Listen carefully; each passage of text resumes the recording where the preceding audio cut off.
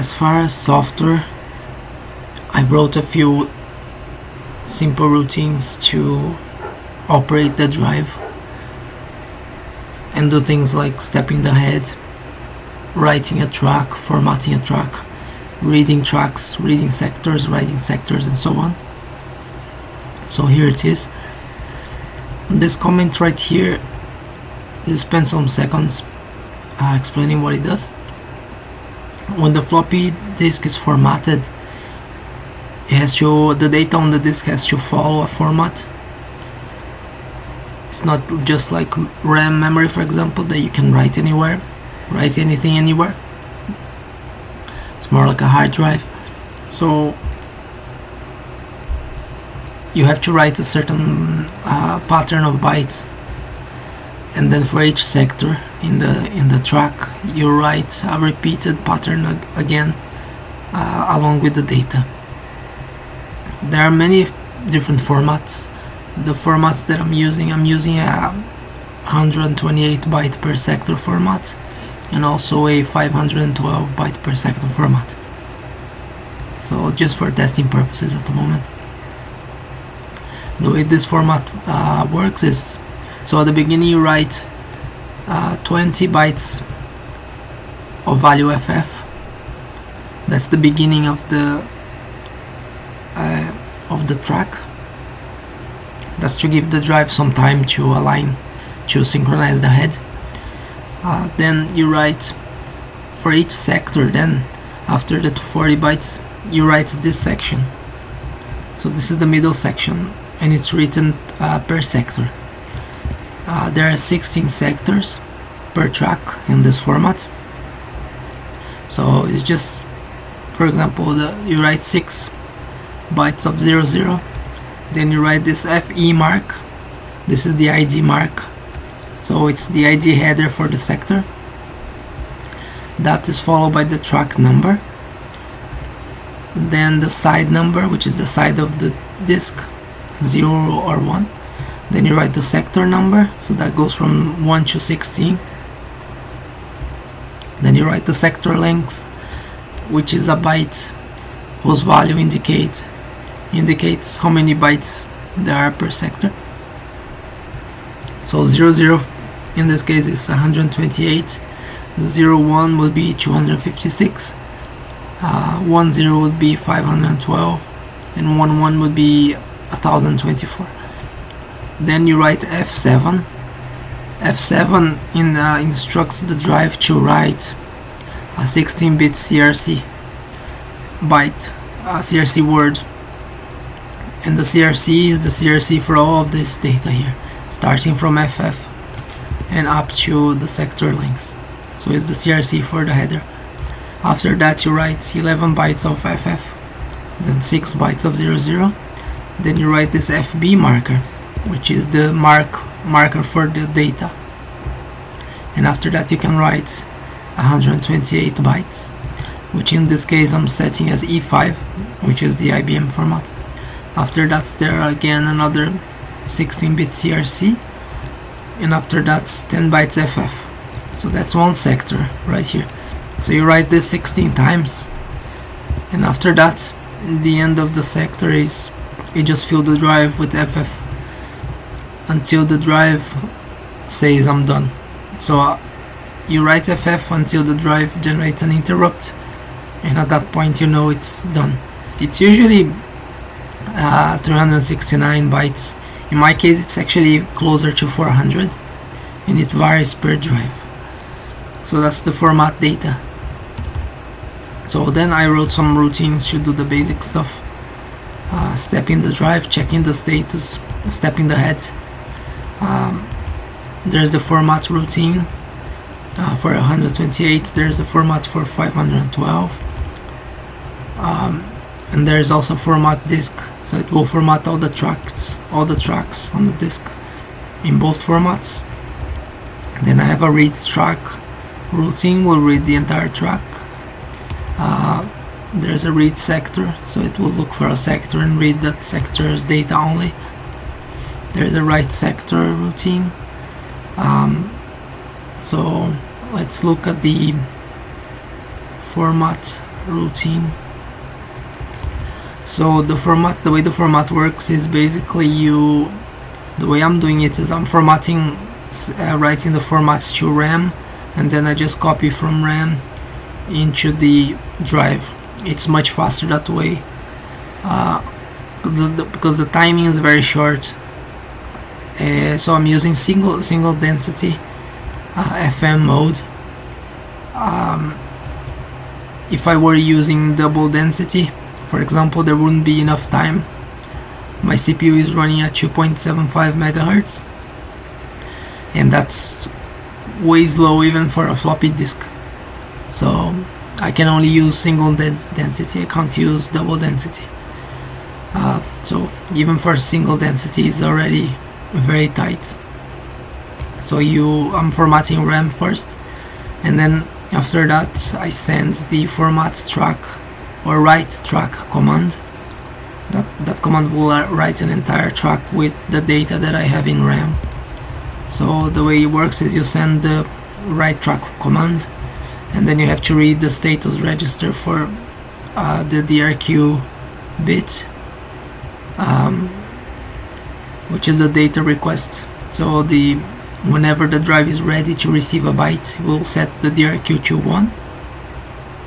After that, you simply write the data into the data register of the floppy, and then you jump back and wait for DRQ to be high again. After you write the data, it's where the controller will set DRQ low very quickly. I think it's 200 nanoseconds or so. Actually even less, I think it's 64 or so nanoseconds. So there's no need to check for DRQ low before you check for DRQ high again. So that's how you format it. So same thing for 512. The format disk, you simply format the track, and then you will send the command to step the heads to the next track. You format that, so you do that 40 times for the track disk. Read track is pretty much the same as write track. Instead of writing to the data register, you read it. For the read sector command, I have the sector is in the BL register, the track number is in B high, DI is the user space destination RAM for sending the data into after the kernel is done reading the sector. And so this is the status command. So this would be the command to read the sector, and after that again we just read the DRQ flag and we read the bytes, and we do that. So we have to check the busy flag. As long as busy is 1, we still have data to read. As soon as the drive is not busy anymore, then we know that we have finished reading the data. And so that's how you read a sector. For writing a sector is the same thing. You send the write sector command. These commands, they have a few parameters which in the datasheet tells you about. So you send the command, and then you just check the DRQ flag and check the busy flag as well. Yeah, so this is the routine to format RAM first. So we just have to go through all the process, writing the correct bytes into the correct places, and not forgetting to update the track, because there's a byte for the track number in there and the sector number as well. So each time we do that, we have to update that number so it will be correctly written into the disk. And I think that's it. yeah, so that's it for the floppy drive. So for the panel, I designed this front panel, which is pretty much inspired by the PDP-8's front panel. So I have the address.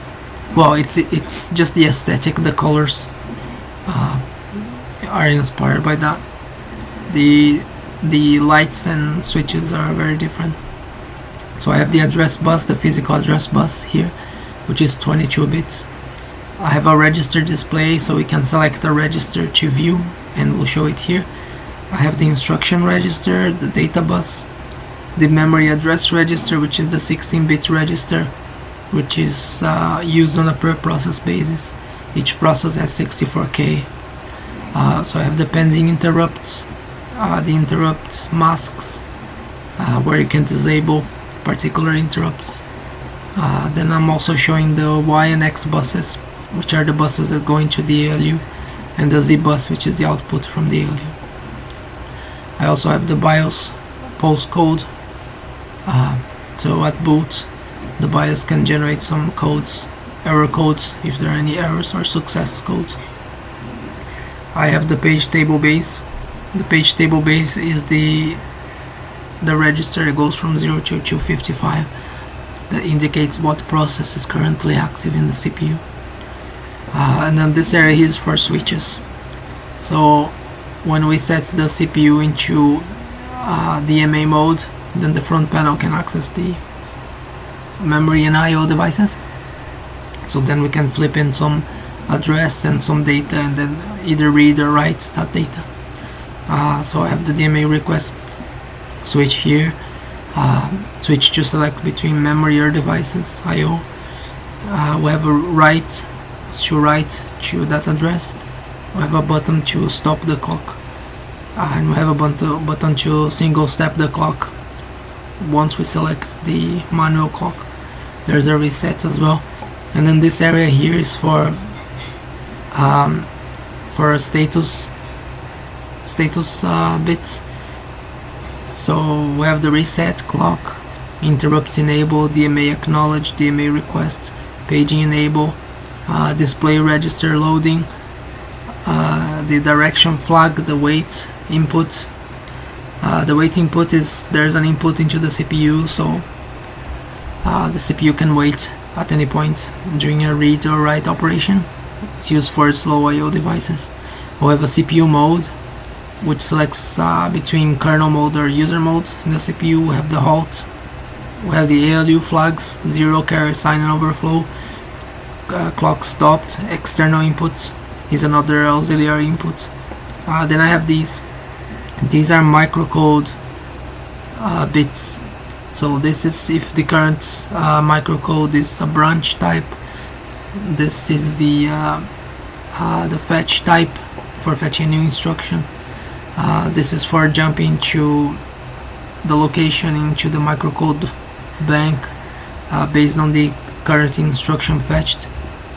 Then this is some condition for the branch type. So based on this condition, the microcode can jump to various places. This is the offset, which tells the microcode sequencer whether to jump to a particular place or to just go into the next step. This is the escape. So Sol-1 has 256 instructions, but that wasn't enough for me. So in order to create new instructions, I have this escape. So if the first opcode reading is the escape type, then it will read an extra byte, and that will become the instruction. Then I have just some voltages here to check that the computer's voltages are okay. I have the memory control bits, read, write, and memory I/O. Then I have some stuff for, this is for devices, so this is for the UART. If the transmit and receive bits are active. I have the IDE activity light. This is for the floppy drive, the ready, if the floppy drive is ready. Then I have the floppy drive 1 and 0. I use this for probably for the motor on, for the drives. because if the motors are on, then that particular drive is currently active. And this is the track 0. And then this is for the Ethernet activity for the internet. And then I'll have some knobs here to select between the manual clock or some other clock speeds.